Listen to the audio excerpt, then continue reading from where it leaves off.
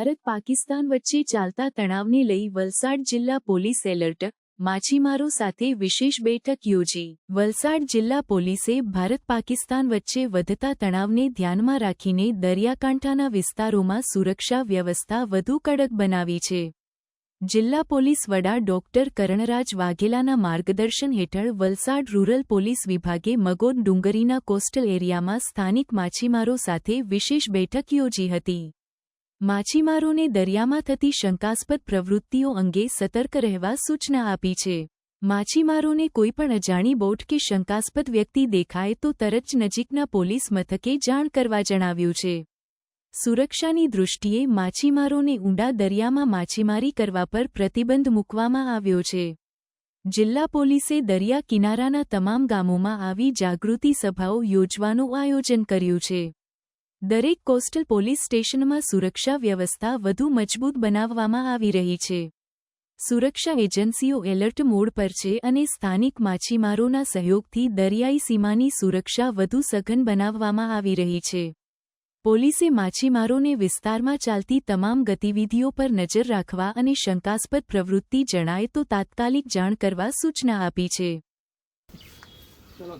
વર્તમાન પરિસ્થિતિમાં દરિયાઈ સુરક્ષા ઘણી મહત્વની થઈ ગઈ છે। પહેલાં બી આવેલો ત્યારે 3-4 લોકોને મળેલો, આજે મેં કીધું વધારે લોકો હોય તો સારું। હમણાં આજે વાતાવરણ છે, વાતાવરણ પ્રમાણે સોશિયલ મીડિયા પર જે યંગસ્ટર એક્ટિવ છે તો ખોટી અફવાઓ ક્યાંય ફેલાવવાની નહીં।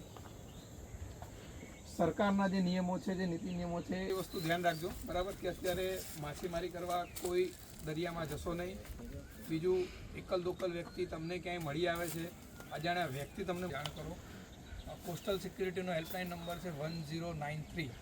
તો કદાચ તમે એવી જગ્યા પર હોવ કે નથી લાગતો કોલ, કે પોલીસ સ્ટેશનના લોકલ પોલીસનો નંબર નથી લાગતો, તો 1093 માંગેલા માછીમારો એ છે બધા જ, બરાબર।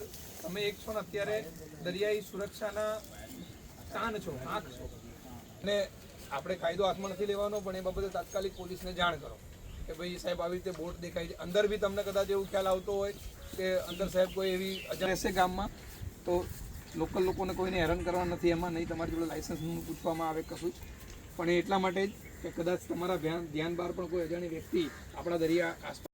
વલસાડ જિલ્લાના 6 જેટલા પોલીસ સ્ટેશનમાં દરિયા કિનારો આવેલો છે। ખાસ કરીને નારગોલ મરીન પોલીસ સ્ટેશન છે, આપણા ઉમરગામની જે જેટી છે ત્યાંથી ઘણા બધા ફિશરમેન્સ ફિશિંગ માટે જતા હોય છે। તમામ 6 પોલીસ સ્ટેશનના તમામ જે દરિયાકાંઠાના વિસ્તારના ગામડાઓમાં થાણા અધિકારી દ્વારા મિટિંગ લેવામાં આવી છે। ખાસ કરીને ફિશરમેન વોચ ગ્રુપ જે બનાવવામાં આવ્યા છે, વોચ ગ્રુપના સભ્યોને સાથે રાખીને તમામ ફિશરમેન સાથે 1-to-1 મિટિંગ કરવામાં આવી રહી છે। વિસ્તારના ગામડાઓના સરપંચોના વોટ્સઅપ ગ્રુપમાં પણ અલગ અલગ મેસેજીસ પાસ કરવામાં આવ્યા છે।